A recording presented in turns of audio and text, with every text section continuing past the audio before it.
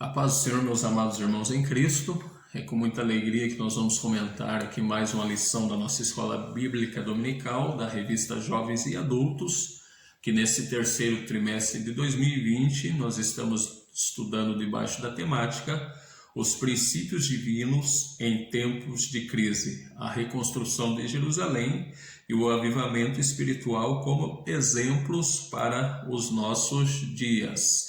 Importante nós entendermos que, mesmo em meio a situações calamitosas, Deus pode trazer um grande avivamento. Nós vamos estudar hoje a lição de número 6, que será ministrada no dia 9 de agosto de 2020, que tem por título Neemias reconstrói os muros de Jerusalém.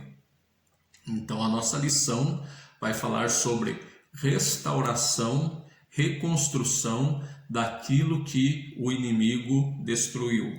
A nossa leitura bíblica em classe se encontra no livro de Neemias, no capítulo de número 1, do versículo de número 1 até o versículo de número 4, no capítulo de número 2, do versículo de número 1 até o versículo de número 9.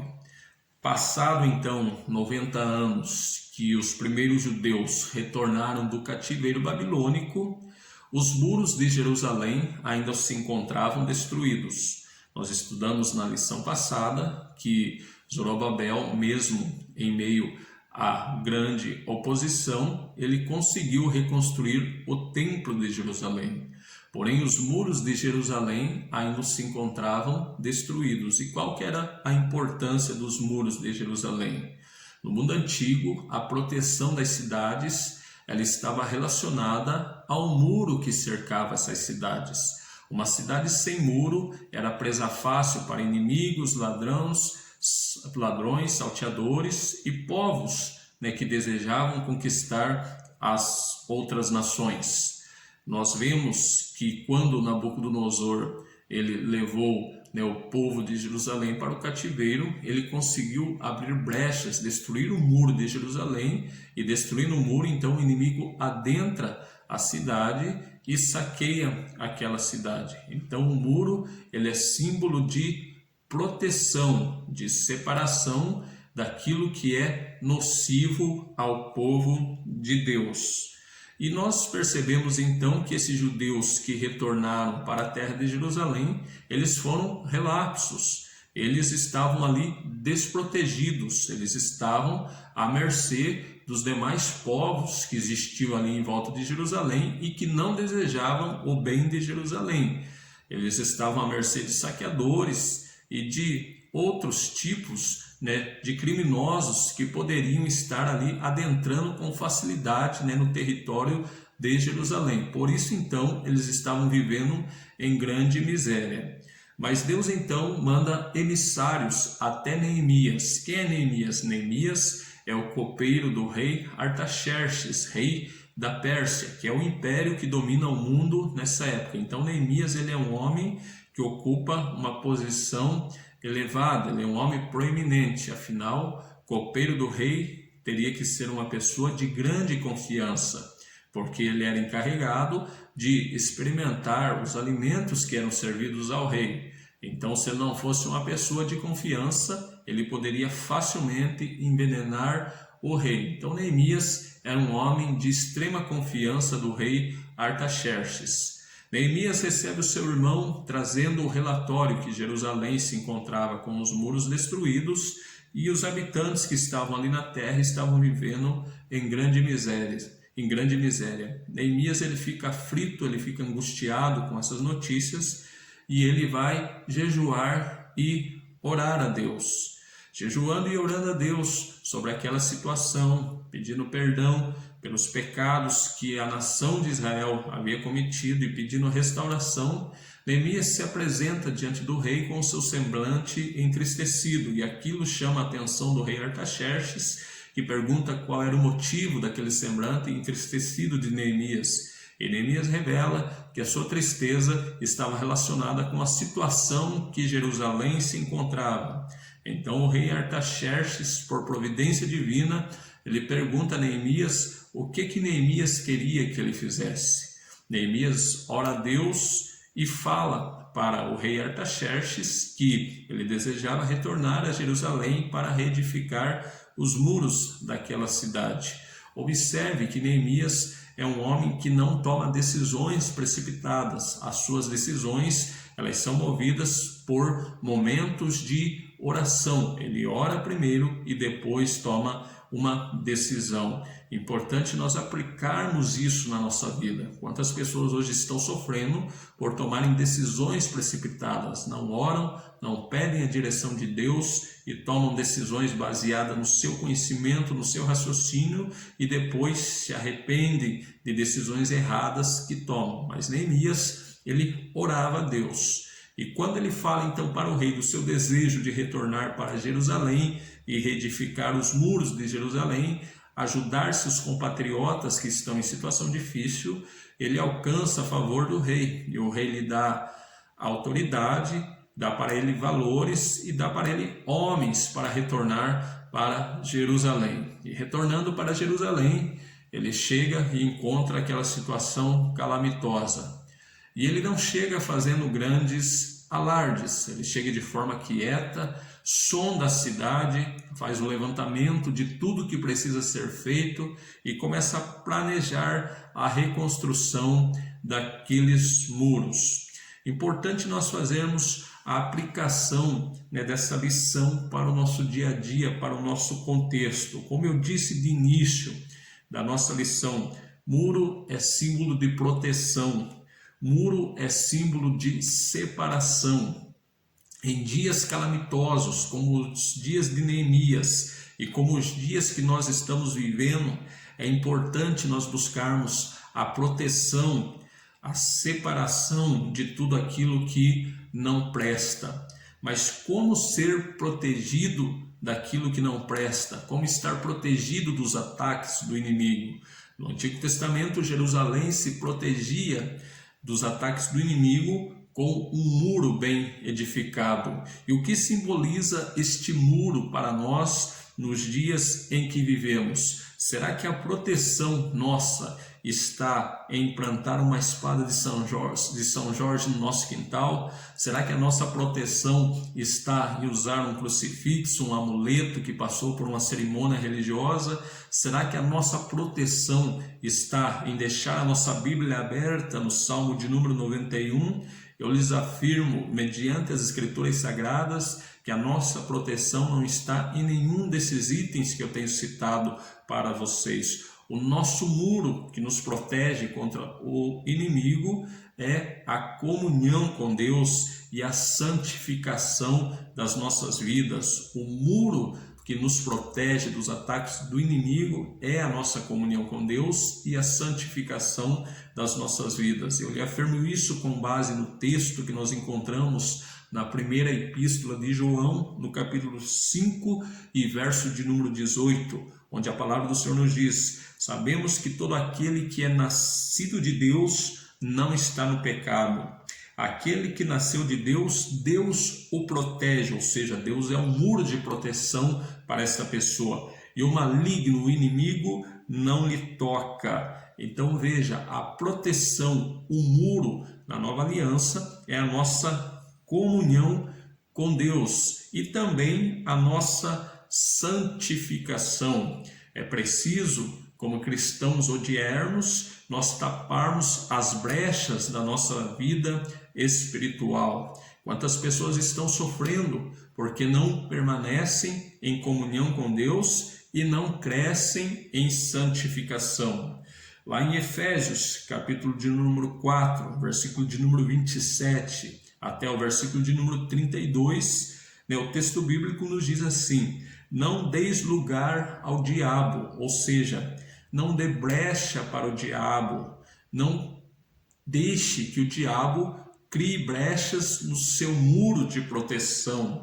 E como que nós deixamos o diabo adentrar na nossa vida? É quando nós prevaricamos em ter comunhão com Deus, no processo de santificação. E como nós evitamos que o diabo abra essas brechas na nossa vida? Vamos continuar olhando para os versículos da carta do apóstolo Paulo aos Efésios, capítulo de número 4, versículo de número 27, que nós já lemos, vamos para o versículo de número 28, versículo de número 29, 30, 31 e 32. No versículo de número 28 diz o seguinte: aquele que furtava, não furte mais. E nós vamos resumindo aqui: não saia da vossa boca nenhuma palavra torpe. Versículo de número 30, e não entristeça o Espírito Santo. Versículo de número 31, toda amargura e ira e cólera e gritaria e blasfêmias e toda malícia seja tirada de entre vós. Antes sede uns para com os outros benignos, misericordiosos, perdoando-vos uns aos outros, como também vos perdoou em Cristo. Ou seja, aqui nós encontramos o que é o muro que todo cristão deve construir na sua vida espiritual. Como não dar brecha para o diabo, como ter um muro de proteção ao redor da sua vida, como reedificar aquilo que o inimigo destruiu na vida de muitos cristãos. É não furtando, é não saindo da nossa boca nenhuma palavra torpe, é não entristecer o Espírito Santo, é não tendo amargura, ira e cólera, gritaria e blasfêmia, e toda malícia não deve haver em nós, e também ser benignos e misericordiosos um para com os outros, perdoando-vos uns com os outros, como também Deus vos perdoou em Cristo.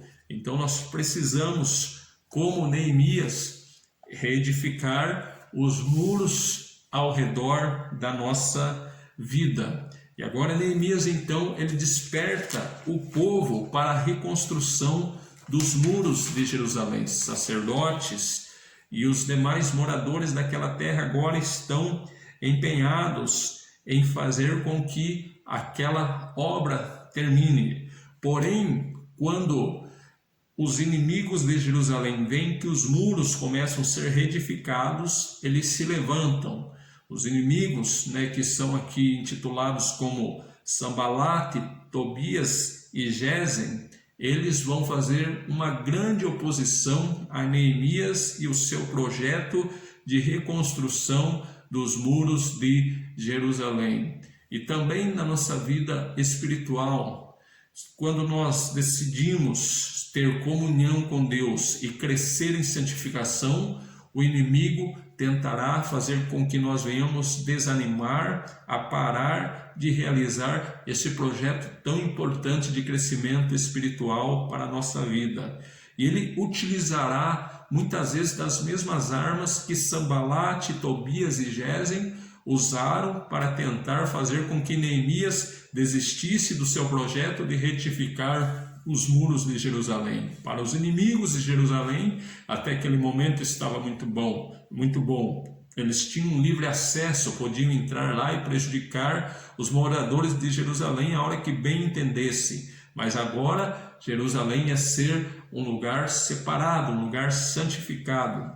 Eles usaram várias estratégias. A primeira estratégia que eles usaram foi a zombaria, para desanimar Neemias, dizendo que se uma raposa passasse sobre aquele muro viria pelo chão. Uma das estratégias de Satanás também para desanimar o cristão na sua comunhão com Deus é a zombaria, é escarnecer dos cristãos, mas nós não podemos nos abater quando somos zombados da nossa fé.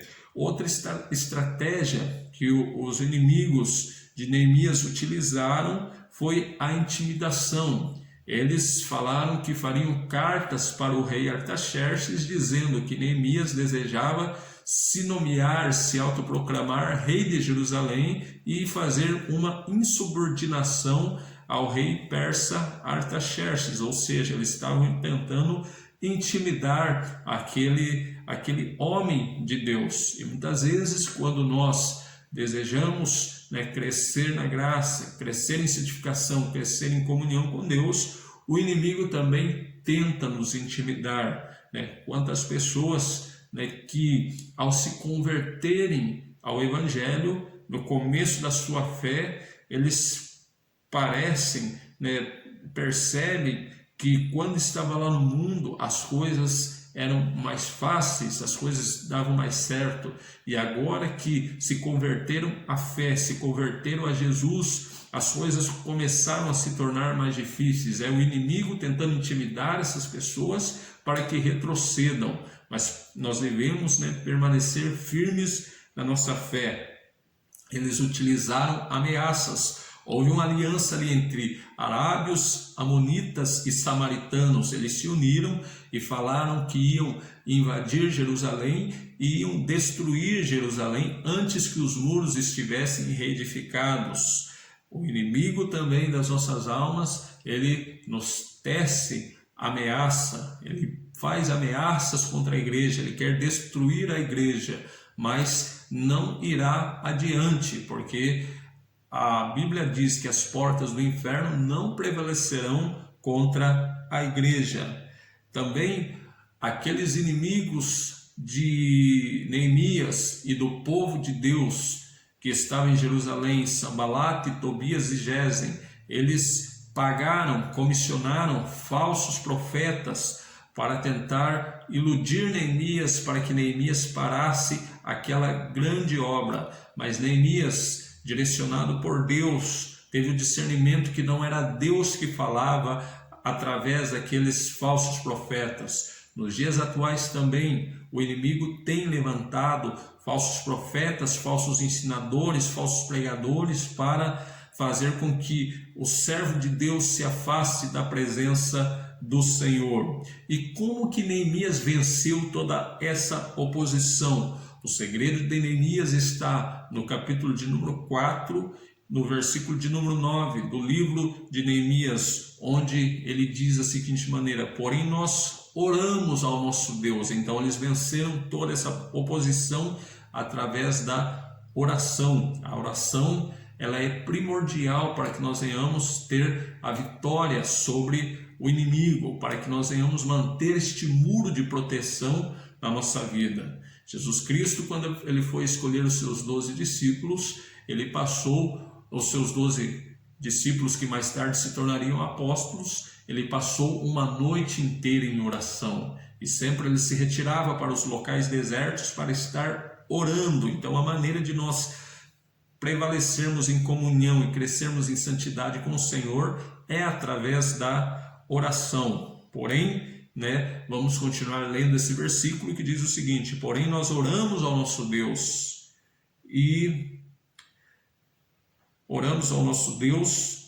e colocamos uma guarda contra eles de dia e de noite por causa deles.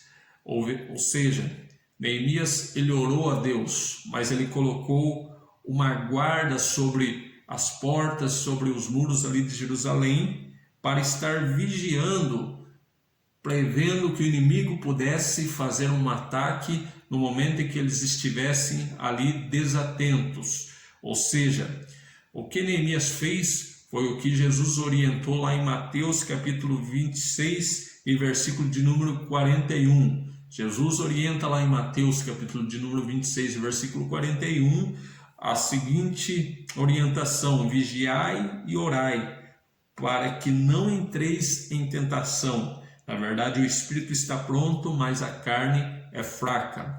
A maneira que Neemias venceu aquela oposição foi orando, mas também colocando guardas para vigiar. E a maneira que nós vencemos o inimigo que quer também nos destruir é através da nossa oração, mas também através da nossa vigia. Devemos vigiar contra as armadilhas que Satanás coloca contra as nossas vidas. E toda essa oposição, todo esse projeto que o inimigo tinha arquitetado ali para fazer parar aquela obra ali em Jerusalém, caiu por terra, porque Neemias era um homem que não confiava no seu intelecto, não confiava na sua grande influência, apesar que ele tinha inteligência, tinha grande influência, mas ele colocava tudo primeiramente aos pés do Senhor. Como eu disse desde o início, primeiro Neemias orava e depois ele agia.